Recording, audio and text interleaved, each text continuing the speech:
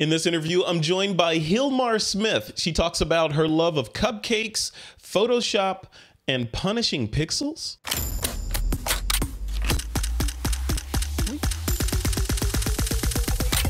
This is TWiP. All right, Gilmar Smith, welcome to This Week in Photo. It's been a while. I've known you I feel like I've known you forever, but we're now finally doing a This Week in Photo interview. Thanks for coming on. I appreciate it. Thank you for having me. Such a pleasure. It has been a long time since we talked. Yeah. Yeah, this is crazy. This is crazy. So we're not going to spend all this time catching up because we'd be, we'd be talking for hours and hours. But I want to introduce you to the This Week in Photo audience. So let's start with, generally with new guests, I like to start with their quote origin story. Like, how did you get started in photography? And why do you keep doing it? Why do you keep punishing yourself with this art form? I love it though. But actually, it was never a plan. Like, I really never said that I was going to be a photographer or anything. My ex-husband bought a camera. And it was sitting at home just collecting dust. And I picked it up and I started just Googling how to use it. I didn't have any idea. And I started playing with it. I went to Kelby training at the time that now is Kelby 1. Mm-hmm. And I started taking classes and I just fell in love with it. Fell in love with photography, but mostly fell in love with post-processing. Yeah, and that's what I want to like really hammer on that post-processing and what I call pixel punishing. What kind of camera was that your ex-husband had? It's the same camera that I still have, the same one that I shoot with. It's a 5D Mark II. You still shoot with the same camera? Yes. So if somebody tells you that gear is a big issue or whatever, of course, I would love to have a new one. But that doesn't mean that you cannot do awesome things with an old camera. That is fantastic, and that's refreshing because normally on This Week in Photo we talk to people, and it's all. I mean, I even have a show called All About the Gear, and it's generally like, what's the next sensor size? What's the low light? It used to be megapixels and frame rate back in the film days, and now it's it's refreshing to hear you say that I just use it, and the work that you create is fantastic. We'll be showing some of that. But that is, and all of the work that we're going to be showing and that's embedded in the blog was shot with that same camera? Yes, it's the only camera that I've ever had. Wow, and you're not lusting after any other cameras right now, like the new Sony or Nikons or anything? I mean, I want to try them all, and I'm not gonna lie, and I'm gonna tell you, I don't care about gear. I do care about gear. I want all the toys, Yeah. But you have to make the best with what you have. Yeah, and sometimes it's better, right? I mean, it's so funny. That brings up I knew this guy that was a famous photographer who was sponsored by, I want to say it was Canon or something, and then he is a famous photographer, so Nikon wooed him away and gave him access to everything, every lens and body that Nikon makes. He basically could pick everything. So he had this whole like wall full of lenses, and I thought that was a detriment. I mean, I thought that was like, you never get a chance to get intimate with any one lens, right?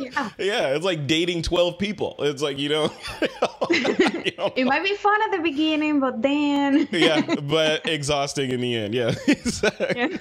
So let's talk about that. So gear is not a factor. I want to talk about your style a little bit. I want to transition and talk about the kind of stuff that you photograph. And looking at your work, which is beautiful, by the way, it's very illustrative. Right, it looks commercial and illustrative, and it's very skewing towards fine art. What led you to that style? Well, you know what? At the beginning, I tried everything. I started taking pictures of people because I'm a people person, and then I went all around like flowers, landscape, like everybody else, right? Everybody does. And then I went back to photographing people. But as I told you before, just taking the picture. I mean, I love planning a shoot. I love lighting and everything. But it's when I sit on the computer when I feel the happiest. So it's just, going there and trying new techniques and learning new techniques and then applying them to your work and just trying to find your own style. To me, is just it takes hours and hours, and sometimes I just like I need to learn how to do this faster or whatever, but it gives me the results that I'm looking for, which is very colorful, happy, you know.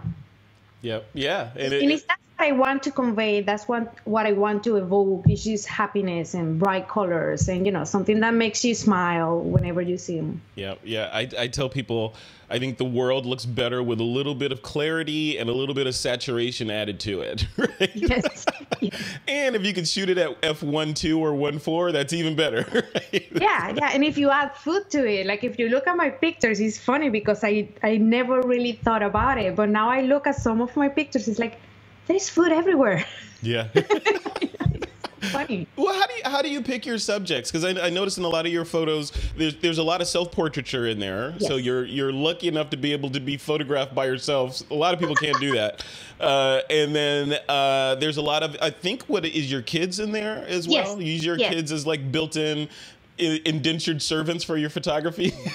Well, actually, no. And this is a funny story. Like when I started, everybody started running away from you because you start begging everybody to be in front of your camera. Yeah. And that's how I started doing self-portraits because people were sick and tired of me, and I wanted to learn lighting and all of that. And I think that self-portraiture is a great way of expression. It's a great way of learning, and it's a great way of learning how to pose your subjects because you're gonna be torturing yourself to get it right. So you're gonna learn the techniques to teach them after to your subjects. But with my kids, it's different. My older son was diagnosed with autism spectrum when he was like 3 years old, and it was about the same time that I started photography. So photography became to me like an outlet. I was in the middle of a divorce, my son, and it was just like the way that I just walked away from the drama, and it was just my little me time. But my son he was always, looking at me doing all of this, and we started making projects together. Like when I do those images of my kids, it's not me like speaking the theme or telling them what to do. I see it in events with them, and I ask them like, what do you want to do? We sketch together, and when I'm editing, my son is sitting with me, and he tells me like, add this, put this, and Oh, nice. So it's a family affair. It's something that we do for fun. And to me, it's special because I'm a single mom, so they see me working all the time. So having them doing this with me is like a way of balancing work and family time. So we enjoy, and I'm working at the same time. So that's fantastic. I think a lot of people can take away from that because a lot of people, myself included, look at photography as sort of an isolated kind of thing that you do. You're like, okay, I'm going to hang out with you guys. Okay, now I'm going to go work on an image. Don't bother me for the next hour or so. And you're incorporating the family into that, so they feel like they're even, when the final image is done and published or online or whatever, they could say they helped with that, right? Yeah, definitely. And it's funny because I have a 3 years old, and I have my gear in my garage, and sometimes I do shoots here in my house and everything. And when I start picking my gear and taking them to my living room, my little girl, you can see her with the light stands and everything, and we're gonna take pictures. And recently I was taking this portrait of this 2 years old that is one of my friend's son, and she was actually telling the boy how to pose and what to do. And as I was taking pictures, and I might send you that video because you will love it. Yes. As I was taking the pictures of the boy, my daughter was right next to me with her iPad taking pictures of the boy too. So they're so involved, and they know the process so much that they love it and they feel part of it. And to me, that's really important because the reason I became a photographer full-time, it was because it was going to give me the chance to be present in their life and make my own schedule. Because since I'm a single mom, I just didn't want to have like a 9 to 5 and not be able to go to the school events or do things together. Yeah, and that's important. No, that's a good segue into you're answering the questions on my list before I even asked them. I love it. But that I want to talk about, is this full time for you, and how did you make the jump from? And it sounds like you made the jump in the midst of all this other crazy stuff going on, like a divorce, and you're caring for your child, and you got to keep the roof over the head and the lights on and all that stuff. How do you do that? How do you make the jump? With no net? Well, I have had happening in my life in the last 6 years more than a lot of people I know have had happening in a lifetime. So to me, I got divorced and everything, and I started like building up my business here in Orlando. Then I fell in love again, and I moved in with this person who is the father of my daughter. Oh, okay. And we moved to North Carolina. He was a race car engineer, and he was working for Porsche, and he was one of the team engineers. And we moved over there, and I got pregnant, and so I had to put aside my photography business for a while because I was in bed rest. It's just like a whole drama. I love it. I love it. So after I had my daughter, I wasn't doing photography anymore, but I got postpartum depression. So, and it was like so hard. I needed to have me time, you know? Yeah. Because dealing with my son at school and doing things at home, I needed that time for myself. So with a newborn, I started this 365 self-portrait. It's like, that is so it was like cool. the craziest idea ever. But I needed to do something for myself every day, and that's what I picked to do.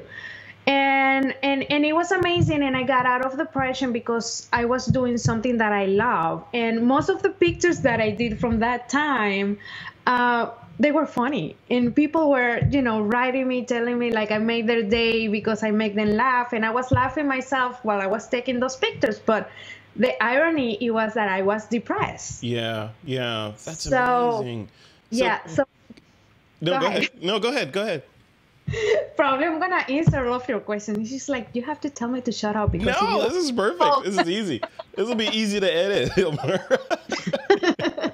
So yeah, so fast forwarding like a year and a half, the father of my daughter passed away. So that was when I took the decision, just like, well, what do I want to do? Yeah. So I was like, well, I need to be, in a place where I feel happy, Sure. And my happiness was here back in Orlando, in Florida. I love Florida, and the crazy rain and the crazy weather and the tourists and all the craziness. And the giant storms, yeah. Yes, that's my jam. Just like crazy rain for 15 minutes and then it's sunshine. Nice, okay. I love the passion. So I moved back to Florida, and it's a long story that I'm just going to make it short and less dramatic. No, this is good.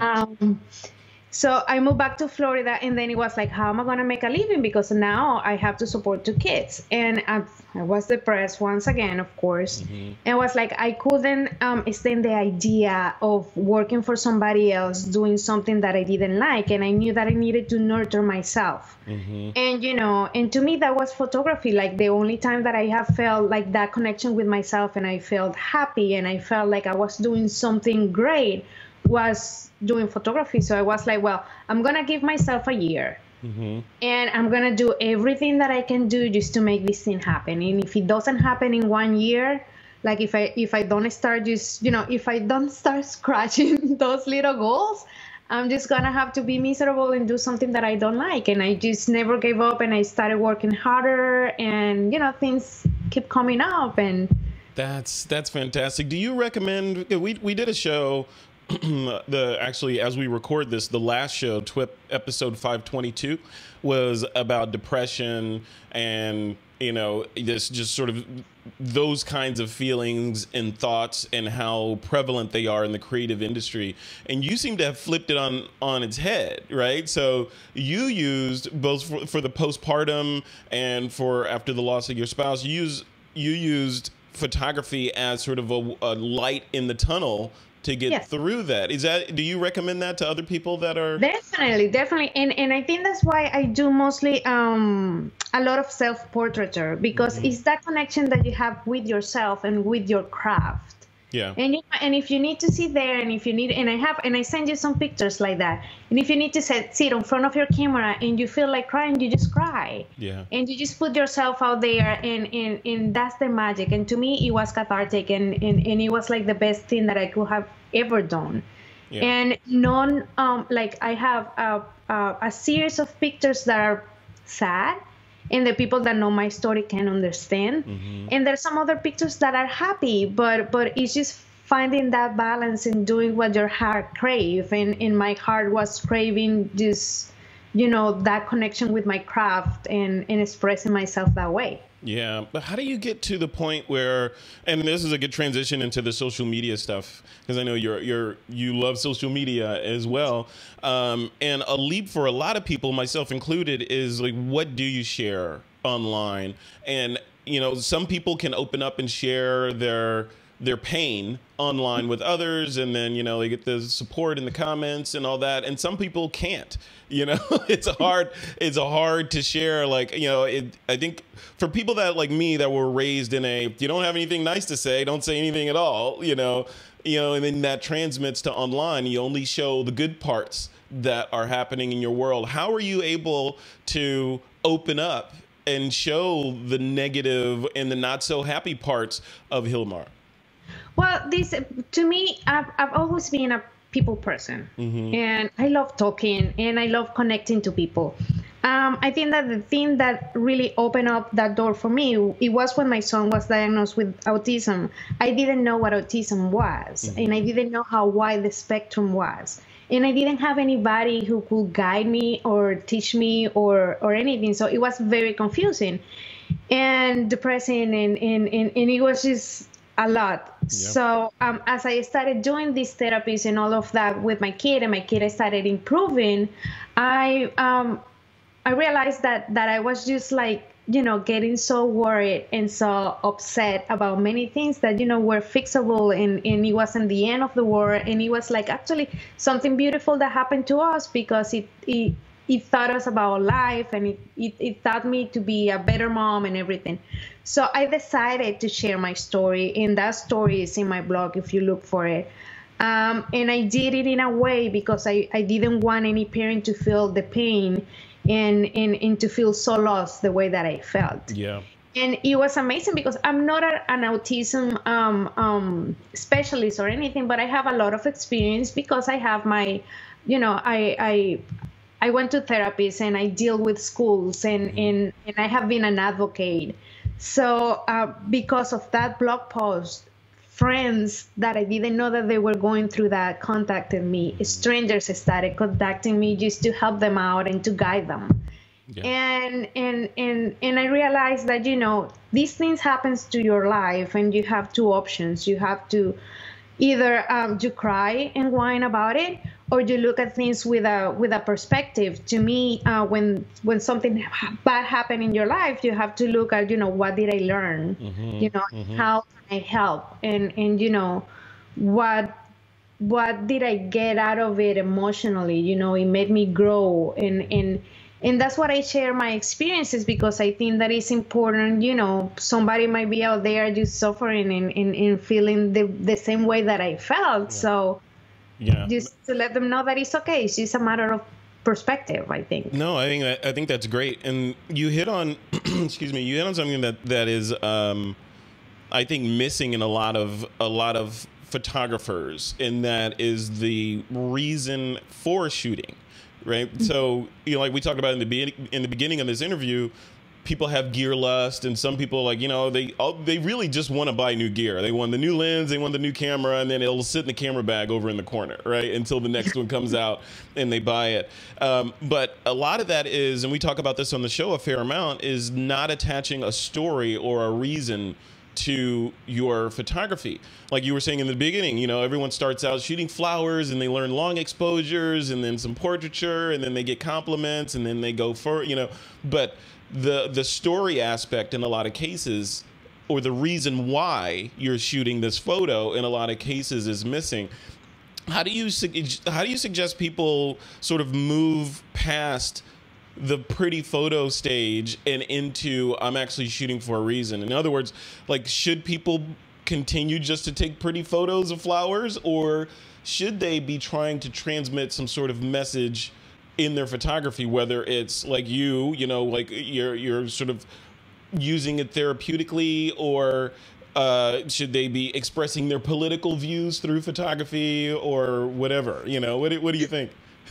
Well, I think that you have to look inside yourself. If shooting a flower is what's gonna make you happy, is what, make your soul sing happy songs. That's something that you should do. Like if you're passionate about a cause, just go ahead and do it, and shoot something around that theme, and create a concept and collaborate with people in that cause. It's just like, to me, I'm not doing photography just to get the money. To me, I'm doing photography just for what I can do to others, and that's what I choose doing. Those like those portraits that I do of my kids, I do of my clients, but I'm not doing them for the parents. I'm doing them for the kid, because I connect with the kid first, and the kid is the one that's gonna tell me how he wants the picture taken, and what elements do the kid wants to have added on Photoshop. Yeah. So at the end of the day, it's about the kids. So you always have to find that little thing that calls your soul, that makes you feel happy, and that you can give that joy back to people. Yeah. It's interesting because that's part of it. That's the, it seems like as you were speaking, I'm thinking about it. It gets simplistic in terms of, for lack of a better word, selfish. If you're just taking pictures for yourself, then by definition that's selfish, right? You're taking pictures for yourself because they make you happy, and if anyone else likes them, great. But I like taking pictures of roses, and that's what I do. And then there's the unselfish, where you're taking photos that are for other people for whatever reasons, whether it's, and then there's a little bit of both, like, because with the depression stuff, it's for you, but it's also helping other people. Right? Yeah. And I think that when you're doing something that you really love and you're really passionate about, it reflects. Yeah. So I think that we have to be honest with whatever we do, and not doing it just because, you want to be this picture amazing or whatever. I think that when you just do it just for the likes, that is when you lose all the message that you can be sending. I love it. Well, Gilmar, let's switch gears to Photoshop and sort of the technique and all this stuff. I know you love Photoshop, and I do. You have some sort of abusive relationship with pixels. So I love to abuse them. So when you see the world, when you go out, do you see the world as elements that can be later incorporated into a photo? And some photographers see, hey, there's the Golden Gate Bridge, I need to shoot that, and that's the work. Like, how do you see the world? I mean, I think that my head goes to different kind of stages. Like, I could never just go to a park and shoot a family under a tree, Right. where light. And I respect the people that do it, but it's not my thing. Yeah, like, I have to, can we add like a little monster just chasing you guys, and you want to make a story. You want to make a story. Yeah, definitely. So to me is like I was telling you, I do sketch some of my ideas before. Oh, you do? Okay. Yes. To me, it's really important, and I get these crazy ideas from time to time. Sometimes in the worst moments in my life, like when I'm taking a shower and I'm like, I need to get out and write it down, or when I'm driving, But I do write them down, and I can totally see that happening now. You're just like la la la la la la. Yeah, and that's how my head works. Yeah. So I write it down, and I sketch them, and I start looking for the elements, and I start getting ideas. But it's in Photoshop when I just start punishing those pixels. Yeah. I love it. That's cool. So what's the time? So let's paint a picture. How long from? And I know it's gonna vary, right? There's no. It's not like you're baking a cake, but from generally speaking, how long are you in Photoshop? Once you've got the sketch done and you've done the photos and you've got all the raw materials and you're sitting down with your kids, you're in front of the computer. Yeah. How long until you're done and you sit back and say, okay, that's ready for the world to see? Sometimes it takes 2 hours. Sometimes it takes 8 hours. Wow. Sometimes it even takes days, And that's the deal. You don't have really a time frame for that, because you can start going. And I was talking about that with my friend Mark Rodriguez. It's just like you start and you're like, oh, I'm on fire. And then you stop for a second and it's like, this sucks. And you start just throwing away layers. Select all, delete, right? Yeah. And everybody that I talk about this go through the same process. So I'm not the only crazy one here. Yeah. Well, what about the hardware that you're using? Are you on an iMac? Are you using a Wacom tablet? Like, what's your setup look like? I have a Wacom tablet. Everything that I have is old, you know. That's good. It's aged. So it's looking, you know, just watching here. Just I'm your girl. It's good. It's retro. I know. It's retro. Yeah, right. I don't know, Gilmar. That mic looks pretty new to me. I'm just saying. Yeah, exactly. That's an inside joke there. We can't tell people. That's fantastic. I thought I was gonna do that. I know. Yeah, I have a MacBook, a MacBook Pro, and I think it's from 2012. Let me tell you the story, so you know that I'm like a couple of months ago it died, and I was like, oh, what am I gonna do? You know, I'm a single mother with 2 kids. Just like I cannot do this right now. Right. So I just did my research, got a new battery, got a new hard drive, and changing myself. And here we are talking on my MacBook. Wow. See, that just goes to show that it's not gear, right? It's not the camera. Because if people will have seen the images that you shoot, you know, on this post, but that your stuff rivals 99% of the other stuff that's out there, with people with unlimited budgets and the biggest machine and multiple displays and giant Wacom tablets with the screen in them and all that stuff. And here you are with a 2012 MacBook Pro refurbished. You know, yeah, by me. By you. Thank you, YouTube. Wow. I did the whole thing, yeah. Yeah, I have a McDonald's budget with a caviar taste. Yeah, welcome to the club. It's called being human. You know, all right. You're not alone. Trust me, you're not alone. Well, cool, well, awesome. This is great. This has been a great interview. I wanna wrap this up with a couple of things. I was looking on your bio, and I noticed that you wrote on there that you're a cupcake lover. What does that mean? You're gonna have to come out of the closet on the cupcake stuff. What does that mean? I'm punished because I love cupcakes. I'm not a good baker though, so it's kind of contrary. Like corn cupcakes, and you know. You like purchasing cupcakes, that's what you're saying. Yes, purchasing and eating them. Yeah, there is actually this place here in Orlando that is called Sweet by Holly, and she have won the Cupcake War like 3 or 4 times. So that's my favorite place. Their cupcakes are amazing, but I used to buy them all the time. But my daughter has all kind of food allergies. Oh, so you can't. So I cannot do that anymore. That's how the universe works, right there. You know, that's it right there. It's a good diet, though. I know. So what's your? This has nothing to do with photography, but what's your favorite kind of cupcake? Is it chocolate? Is it vanilla? Is it strawberry? Like what? Or just anything in the form of a cupcake? No, they have like every single kind, and I can just not tell you which one is my favorite because I shove my face with all of them. That needs to be a photo right there. I know, right? That needs to be for you. I'll do it. I'll tag you. Please, I want to see that photo. That place is like 40 minutes away from my house, and I don't think the cupcake box make it back home. Really? It's just like while I'm driving, it's just, yeah, I know. Okay, people that are watching this that live in Orlando are going to want to know. What's the name of that place again? Sweet by Holly. Sweet by Holly? Holly, yes. Sweet by Holly. Okay, we're going to link to them. Yeah. Okay, well, let's wrap this up. We mentioned Kelby and Kelby 1 and, you know, formerly Kelby Training, and you were just on the grid. You've been on the grid before. How does that relationship work? Like, what are you doing for the Kelby folks, and how are you able to get on the grid? That's amazing.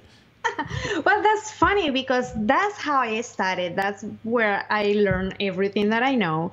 And I've been lucky to have a great relationship with all of them. Like I go to that office and everybody there is just like I love them. And last Photoshop work that it was about 3 weeks ago, they called me and they invited me to be part of the team and design for them photo bay on the expo floor. So it was an amazing experience. I got to design the whole set and I partnered with this prop company and I put up this super awesome 50s gas station, like Route 66. It was fantastic. That's so cool. So that was one of the reasons why I was there 2 days ago. Yeah. Wow, that's great. Congratulations on all your success. And Thank you. you know, it's so interesting looking at your work. You know, it's refreshing because it's different than everyone else's work. And I'm a fan because it speaks to what I've been preaching, and that's the tell stories with photography instead of just taking shots and putting them out there. The last thing I want to touch on before we leave is the social media aspect of what you do, right? I know you like social media, you're prevalent on Facebook, etc. How important is that to you? In other words, would Gilmar Smith be who she is today without social media, and why? No, it goes to different things. I'm a people person. I need to have the people connection. I'm a cheerleader. Like my friend, I'm the first person there cheerleading for everyone, and checking on everybody. So it's that connection. Everybody has a life and everybody's doing something. So you need to keep in touch. Yeah. It's really important for me for a connection. Another thing that I'm going to tell you, when my spouse passed away 2 years ago, all these people that I have met in social media were my biggest support. Oh, wow. They were checking on me all the time. They even did a GoFundMe. I mean, they sent, actually, I don't know if you remember in Google Plus, my hamburger hat. Yes. Yeah. So I made that thing and it became Gilmar thing, the hamburger hat. And there was a day, about a month after Laurent passed away, one night I was sitting in my house and I started getting 1,000 of notifications. Well, it turns out they cut out the hat, and everybody that I knew took a portrait and photoshopped the hat on it. And it was the best thing ever, and it cheered me up. And it's people that I just met through social media that helped me so much to go through depression, to get out of it. And not only that, they support me and they encourage me to go and follow my dreams. So social media to me is not just going out there and putting up my work and waiting for people to like it. It's just more about the human connection. And it's like a support system. But Yes. for the people that are out there that are looking and suffering from, let's call it overwhelm, with all the options out there, from Pinterest to Google Plus to what's Flickr gonna do, to Facebook to Instagram, Snapchat, on and on and on. How do you manage that? When you say social media, like you're using social media as a blanket term, what does that mean for you? Does that mean Facebook and Twitter? Does it mean everything? What does that mean? I think that, well, this is how I do it. I post my picture on Instagram, and it goes out to Twitter, and it goes out to Facebook. I do have connection with everybody. I do reply to messages, and I do talk to everybody. I don't go to Twitter a whole lot because things tend to get a little tense there, and I don't watch the news. I just decide to live my to decide to live a happy life, and I get dragged into the depressed side of things too easily. So I just make the right choices that are well for myself. That's So, so you're using Instagram. Your Instagram sort of feeds all the other services, but you're on yeah, Facebook too, though, right? of course, I'm Yeah, everywhere. yeah. So, but your primary is Instagram, Facebook, and because you and I Yeah, chat on Facebook from Instagram time and to time. Facebook are my primary, and I do a lot of Instagram stories that I love. And the good thing is that when you do an Instagram story, if you have the right setting, it gets sent as a Facebook story too. Oh, I didn't know that. Oh, Yeah, there is like a little, like if you go on the settings and it says stories, and you can just click and it send it to Facebook too. So you're feeding both of those worlds there. And I love love it. doing stories. I love taking everybody, on my daily adventures. okay. Tell the old people what an Instagram story is and what a Facebook story is. Not saying I don't know. I'm just saying, what is it? Yeah, it's just a little 15 seconds video that you can just make just to a little update of what you're doing, what you're up to, or whatever is Give me happening. an example. Give me an example of an Instagram, like what you might post today. Well, I might post that, I just talk to you, and, that people can go and check it out on your Okay. Facebook page. Or, sometimes I wake up and I just make like little time lapses of me getting out of the bed, brushing my teeth, doing my hair, drinking coffee, and then I just send it out there. And it's just like giving a little snip of what I'm doing in Your world. Yeah. People love it. Yeah. And Yeah, how do I people love learn hair. that? Hilmar, how do people learn how to do that, right? I mean, what's the best way to, there's obviously a million different ways that you can approach this stuff. Yes. But in your opinion, if someone's watching this or listening to it and they're like, you know what? I know that I need to be more prevalent in social media and more active in it, but I watch the news, so I'm scared of privacy. Some people are mean on social media. I don't want to get bullied. I don't want to say the wrong thing, and I don't know which platforms that are right. So you know what? I'm just not going to do anything. So what would you say? What would you say to that person that's listening to this? Like, you know what? I can't figure it out, and it's too dangerous. So I'm just going to sit on the sidelines for a while. I mean, if you like it, fine, go ahead and do it. But I wouldn't tell anybody that doesn't like social media just to go and do it for the sake of it. Yeah. I love it. I love sharing my life. Obviously, I have the private life part of my life that I don't share. Yeah.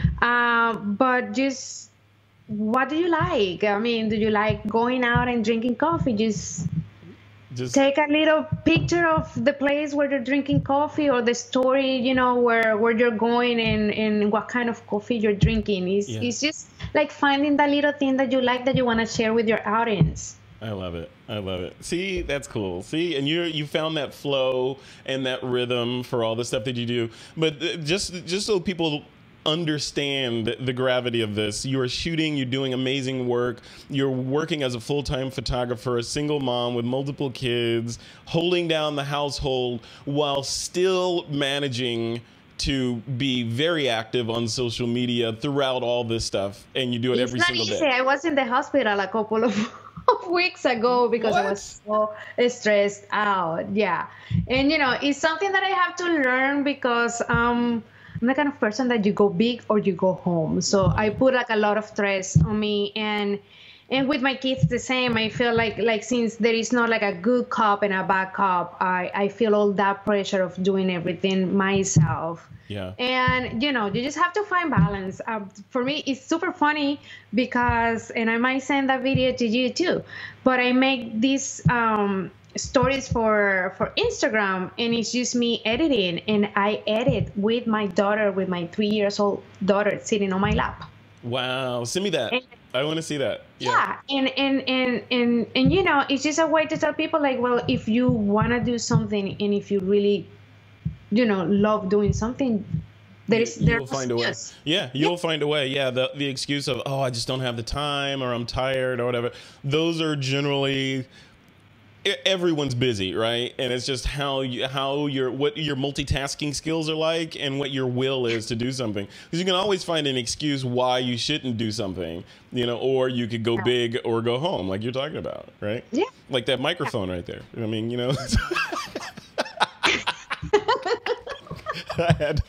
I had to do it. I gotta say, your microphone is much more impressive than mine. I'm just saying. I know. You may have to do something about that. I got microphone envy. I don't know. I may have to edit this down. Well, Gilmar, thank you so much for coming on. You're a breath of fresh air in many ways. You know, talking to you. Where should people go to connect with you and follow your work and see the stuff that you're working on? Instagram at Gilmar Smith. Gilmar with a G. There you go. You know I was going to say that, right? Yeah, and my website. Spell it for us. Gilmar. Okay. Smith. Everybody know how to spell Smith. Yeah. Yeah, with an I, not a Y, right? Yeah, right. Awesome. Well, thank you. Thank you so much. Any other things you want to leave with the TWiP audience before we end this? No, I mean, I think that I made a fool of myself already. No, you were fantastic. You were fantastic. Well, thank you so much. I appreciate it. Enjoy your weekend, and we'll be in touch on social media. Of course. Thank you for having me. Okay. See you later.